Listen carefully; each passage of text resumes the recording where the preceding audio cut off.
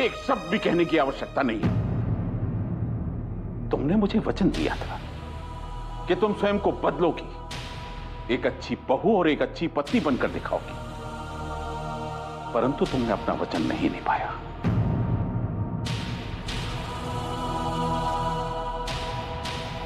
मैंने तुम पर इतना विश्वास किया और तुमने इतना घोर पाप किया, एक पराये पुरुष को घर में मिलने के लिए बुलाया। बाबूजी मैं मत कहना कोई भी असत्य, मैं सहन नहीं कर पाऊंगा। इतना घोर अपराध करके उसका दोष अपनी बहन के माथे पर पड़ दिया। तुम्हारा हमसे आंखें मिलाने का साहस कैसे हुआ? धिक्कार है तुम पर। पूरा एपिसोड देखिए ZEE5 पर। आप दोनों ने सदैव विशाखा के दोषों से मुझे अनभिज्ञ रखा, सदा उसके अनुचित कार्यों पर पर्दा डालने में उसका साथ दिया।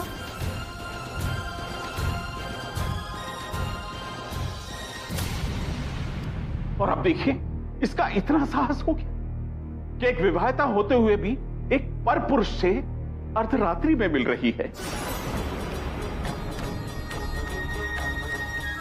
अपने पिता और पति के मस्तक पर काले खपल रही।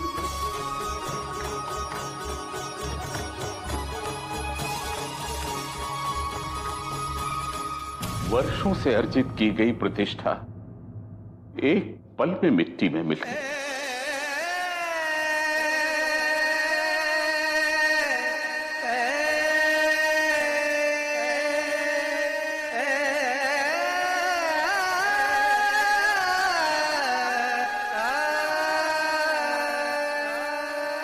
दामाद बाबू, मैं बहुत लज्जित हूं।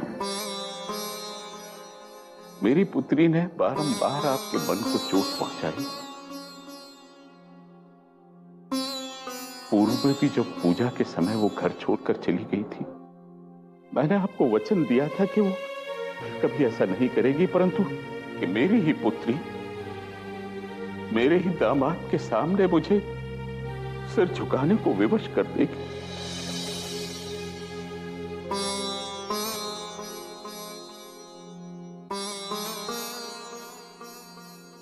दामाद बाबू, जिस दिन मैंने विशाखा का कन्यादान किया था, उसी दिन उसे पूर्ण रूप से आपको सौंप दिया था।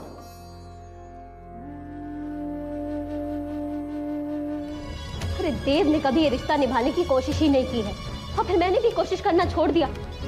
अरे मुझे तो इस झमेले में पड़ना ही नहीं चाहिए था। अपना सपना, अपना फिल्म स्टार बनने का सपना भुलाकर सिर्फ घर वालों के कहने पे मैंने ये शादी की। अरे इतना सब कुछ सहने के बाद आखिर मुझे मिला क्या? सिर्फ एक इल्जाम। देव को मेरी सजा चुनने के लिए बोला जाता है।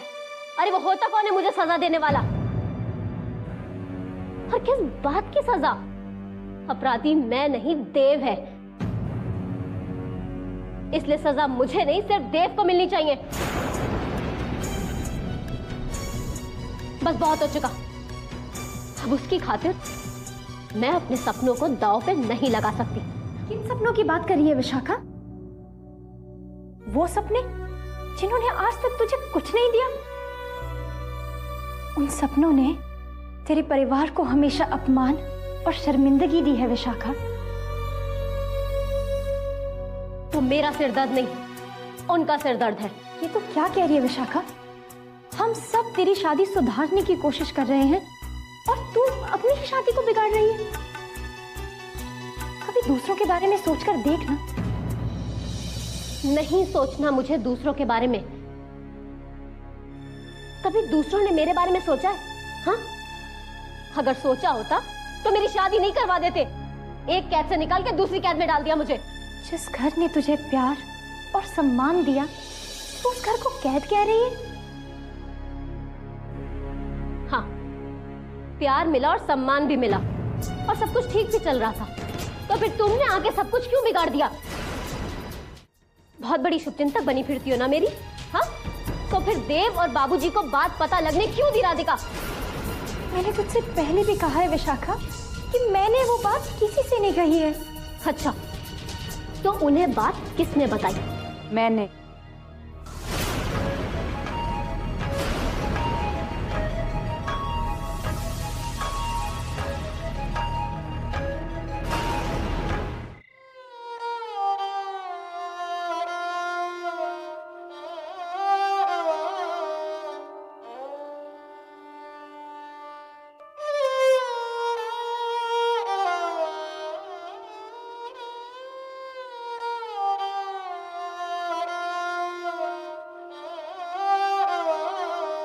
मेरे पालन पोषण में कहां त्रुटि रह गई? मैंने तो तुम दोनों बहनों को एक ही समान संस्कार दिए थे। फिर विशाखा कब अपनी राह से भटक गई, मुझे ज्ञात ही नहीं हुआ। मेरी ही बेटी ने मेरे माथे पर कलंक लगा दी। ऐसी चोट पहुंचाई है बेटा कि जीवन पर्यंत इस समाज के सामने सर उठाकर चल नहीं पाऊंगा। नहीं बाबूजी, ऐसा मत कहिए। विशाखा सुधर जाएगी। कब तक उसके दोषों को मुझसे छुपाकर अपने सर पर बोझ की तरह उठाती रहोगी? कितनी ही बार विशाखा के कारण तुमने दुख सहा, परंतु कहा कुछ नहीं। ना मुझे पता चलने दिया, न किसी और को। बाबूजी, मैंने तो वही किया जो एक बहन अपनी दूसरी बहन के लिए करती है। बहन के कर्तव्यों का निर्वाह केवल तुम ही करती रही। विशाखा ने तो संभवतः तुम्हें कभी बहन माना ही नहीं। नहीं बाबूजी, ऐसा मत सोचिए। विशाखा मेरा बहुत ख्याल रखती है, बहुत चाहती है वो मुझे। अवश्य मैंने पूर्व जन्म में मोती दान किए होंगे जो मुझे तुम जैसी पुत्री मिली। अभी भी तुम स्वयं के लिए नहीं, अपनी बहन के लिए चिंतित हो।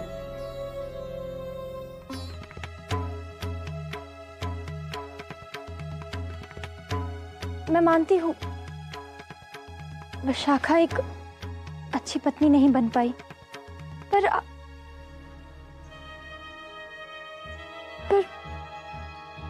भी तो एक अच्छे पति नहीं साबित हुए।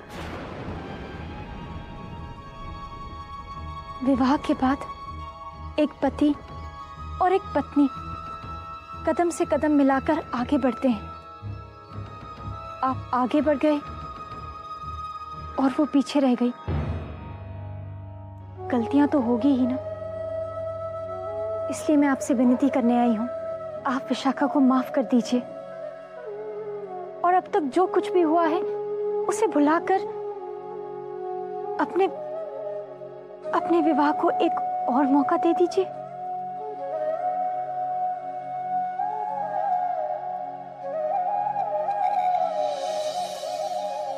ये तुम क्या कह रही हो राधिका? तुम बार बार मुझे उस लड़की के साथ धकेलना चाहती हो जिसे मेरे या मेरे परिवार के साथ रहने में कोई दिलचस्पी नहीं है। वो इस शादी से उतनी ही नाखुश है जितना कि मैं। अगर वो खुश नहीं है तो उसे खुश रखना आपका कर्तव्य है। आप उसके पति है ना?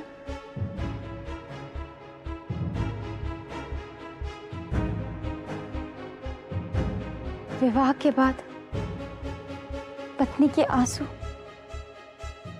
और उसकी हंसी उसके पति के साथ जुड़ जाती है। मैं ये शादी तोड़ दूंगा।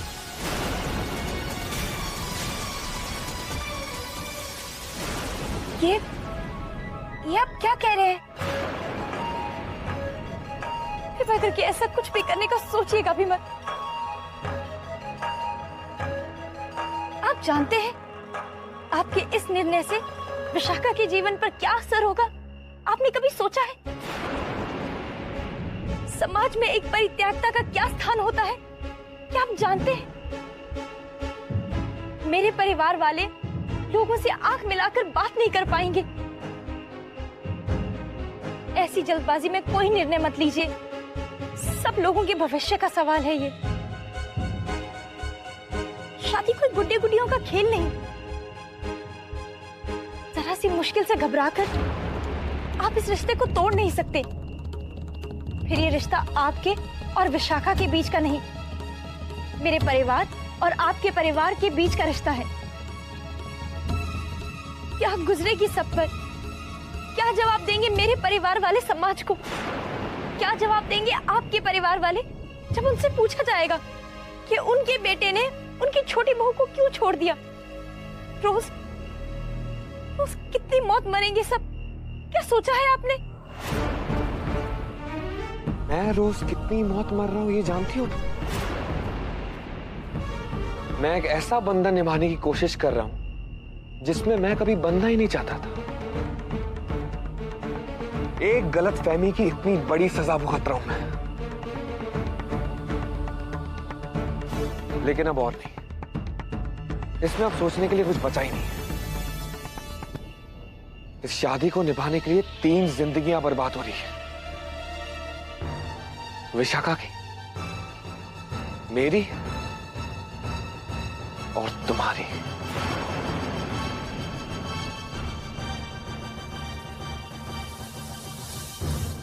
इसलिए मैं सोच समझकर इस फैसले पर पहुंचा हूं। इस शादी को तोड़ देना ही ठीक है। और ये बात मैं कल सुबह होते ही सबको बता दूंगा। तुम्हें मैं अपने साथ दिल्ली ले चलूंगा। घर वालों को सब सच बताऊंगा। जिन लोगों ने तुम्हें अपमानित करके घर से निकाला है, उन्हें तुमसे माफी मांगनी होगी। मैं तुम्हारे माथे से ये कलंक हटा के ही रहूंगा। नहीं, मैं आपके साथ दिल्ली नहीं आऊंगी। मैं अपने माथे पर से ये कलंक नहीं हटाना चाहती। पर राधिका, हाँ, मैं सच कह रही हूं। मुझे अगर उस कलंक का डर होता तो उस रात में सारा इल्जाम अपने सर पर नहीं लेती। मुझे कोई अंतर नहीं पड़ता कि आपके परिवार वाले मुझे देवी समझते हैं या फिर उल्टा। इसलिए आपको मेरे लिए ये सब करने की कोई आवश्यकता नहीं। अगर आपको मेरा ख्याल है, मेरी आपको फिक्र है और आप मेरे लिए कुछ करना चाहते हैं, तो अपना निर्णय बदल दीजिए।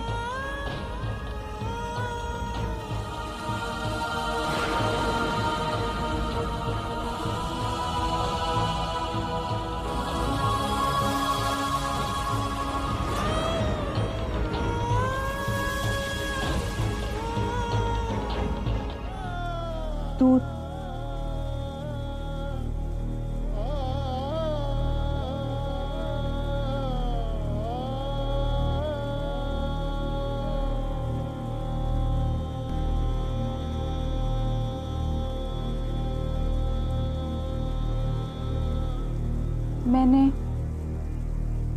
मैंने समय पर आपको वो बात ना बताकर बहुत बड़ा अपराध किया है जी।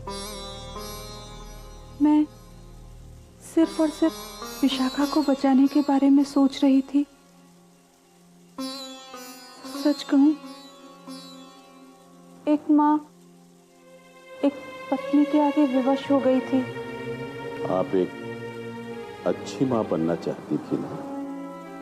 तो आप ये भूल गई हैं कि अच्छी माँ वो नहीं होती जो बेटी को अच्छी लगे। अच्छी माँ वो होती है जो बेटी का अच्छा सोचे।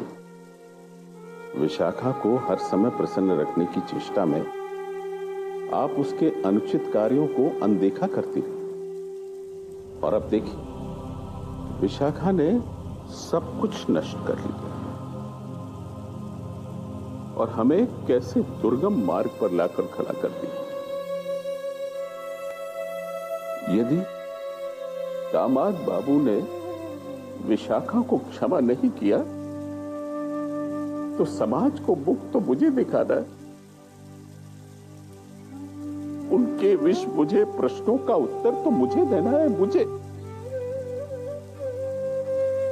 वर्षों से अर्जित की हुई प्रतिष्ठा, मान सम्मान सब कुछ ध्वस्त हो गया देवकी जी, सब कुछ। आज तक की घर में जो भी बुरा हुआ है तो तोरे कारण हुआ है। तोरे कारण लल्ला को ब्रिजवासियों के ताने सुनने पड़े। तोरे कारण लल्ला पर पंचायत बैठी। तोरे कारण विशाखा को ससुराल में बातें सुननी पड़ी।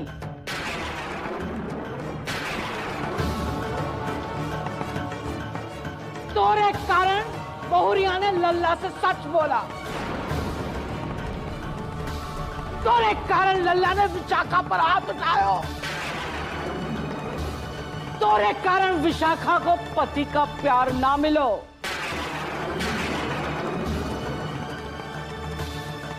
तोरे कारण, सिर्फ तोरे कारण।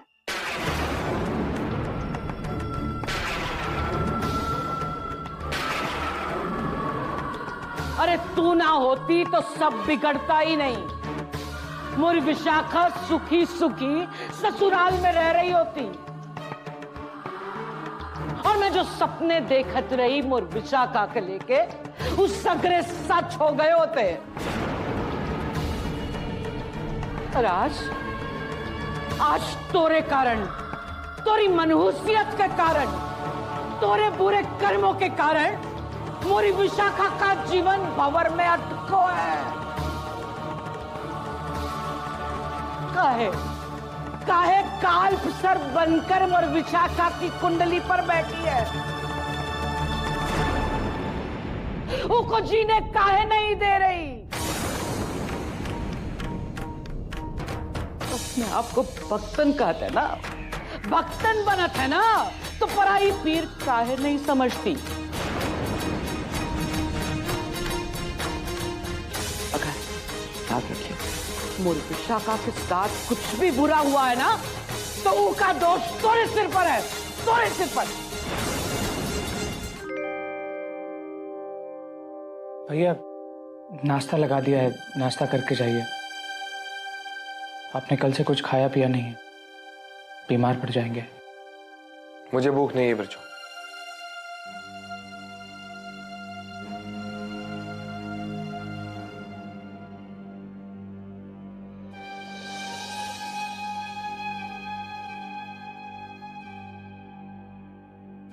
मैंने फैसला कर लिया, मेरे पास और कोई रास्ता नहीं है।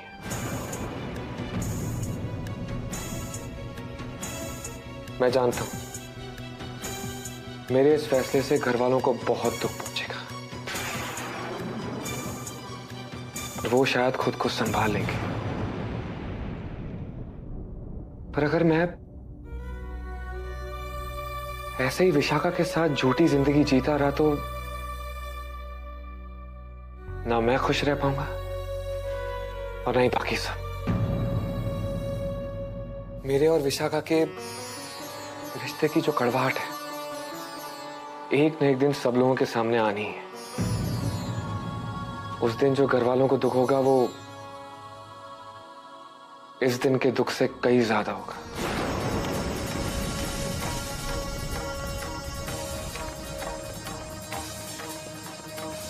मुझे खुद को आजाद करना ही होगा बच्चों।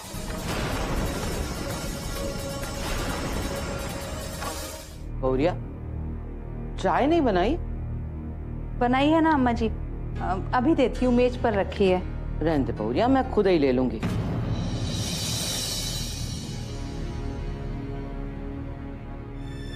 अब तो सब काम आप ही करने की आदत डालनी पड़ेगी।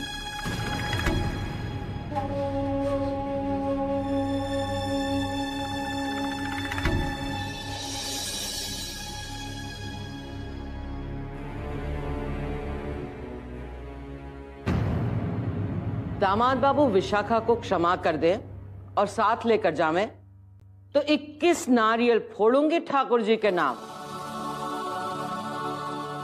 रात भर सोच सोच के जी जलो है मोरो, एक क्षण भी नींद ना आई। सारे फसाद की जड़ राधिका थी और नींद उड़ी पड़ी है हम सब की।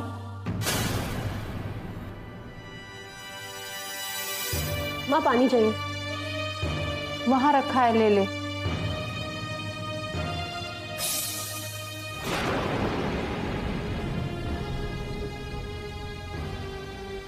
राधिका को देखा?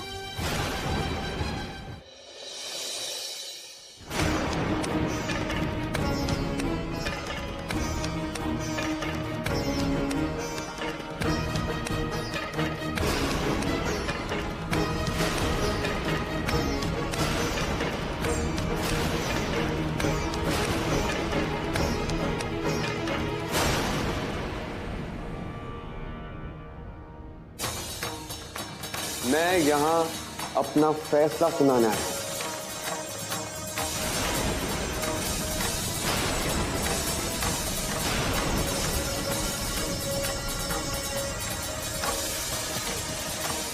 कैसा फैसला दामाद बाबू? आप बाबूजी को बुला दीजिए, मैं अपना फैसला उनके सामने ही सुनाना चाहूंगा।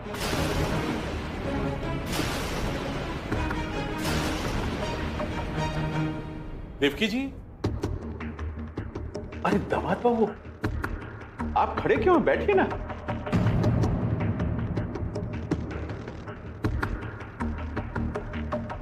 देवकी जी, मैंने प्रातः से राधिका को नहीं देखा, मंदिर में भी नहीं थी। मुझे भी सुबह से नहीं दिखी जी। अब घर पर नहीं है वो।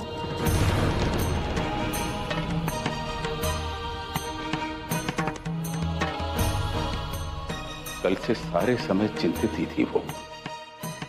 उसकी मनस्थिति भी स्थिर नहीं थी। ऐसे में कहां गई होगी?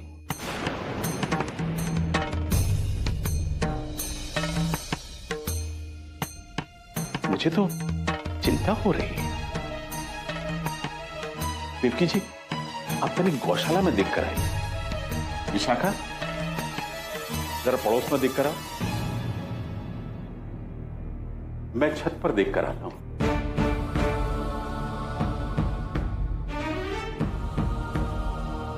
बाबू बैठिए ना, बैठिए।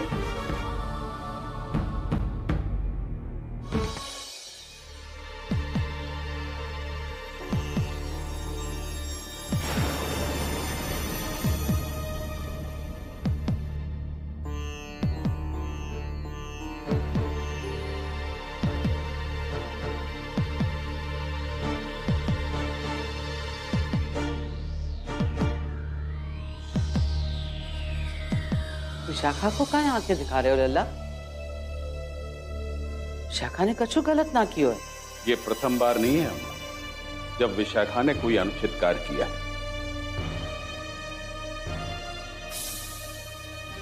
और राधिका ने सदैव इसके दोषों को अपने माथे पर लिया है। चुपचाप सारे आरोपों को सहती रही है, केवल ये सोचकर कि एक बहन के लिए ऐसा करना उसका कर्तव्य है। और इस बहन ने दुख के अतिरिक्त उसे आज तक कुछ भी नहीं दिया।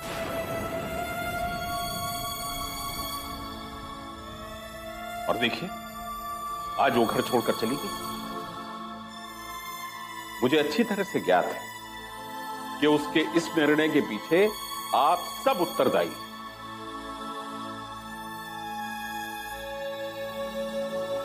यदि राधिका को कुछ हो गया तो इसके लिए केवल तुम दोषी होगी। मैं तुम्हें जीवन पर्यंत क्षमा नहीं करूंगा। भूल जाऊंगा कि मेरी कोई पुत्री है।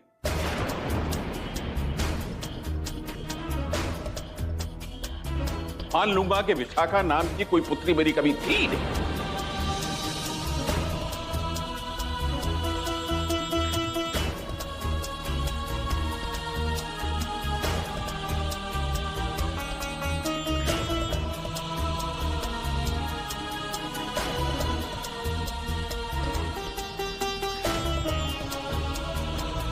क्या हुआ जी?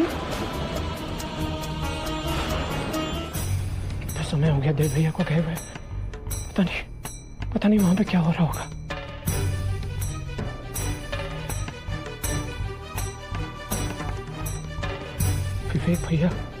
विवेक भैया को बताना ही पड़ेगा। वही समझा सकते हैं देव भैया को।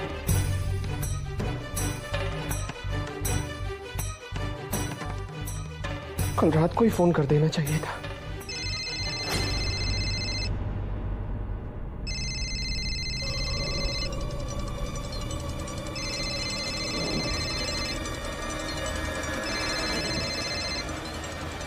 हेलो भैया, बहुत बड़ी गड़बड़ हो गई है। ये भैया को सब कुछ पता चल गया है और उन्होंने विशाखा भौजी को छोड़ने का फैसला भी कर लिया है। क्या?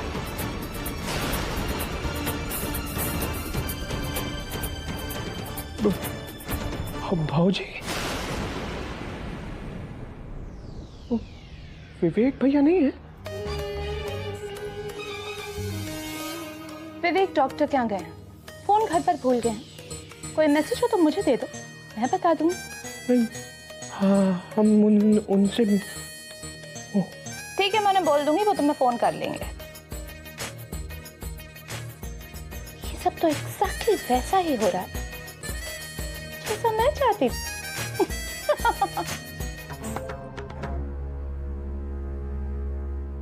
मैं जानती हूँ जब तक मैं आपके जीवन में रहूंगी आप कोई सही निर्णय नहीं ले पाएंगे।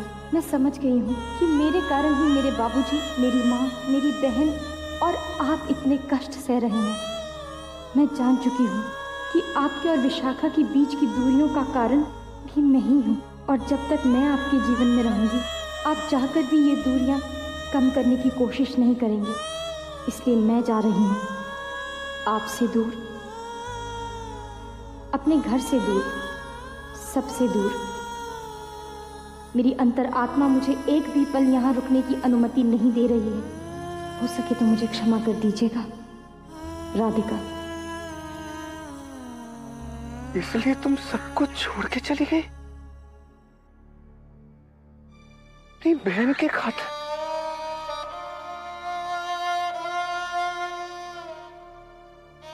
मैं जानता हूं ये सब कुछ मेरे कारण हुआ है। ये सब कुछ मेरे कारण हुआ है।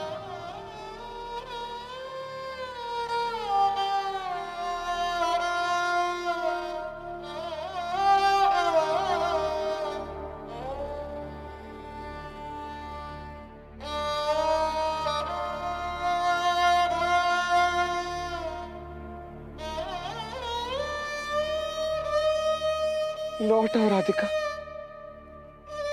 लौट आओ, लौट आओ राधिका, लौट आओ।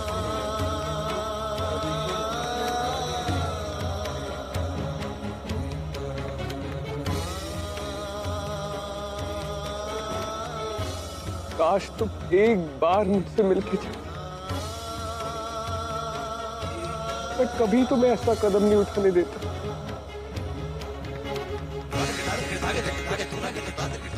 मैं तुम्हें रोक लेता, फिर तुम जाने ही नहीं देता।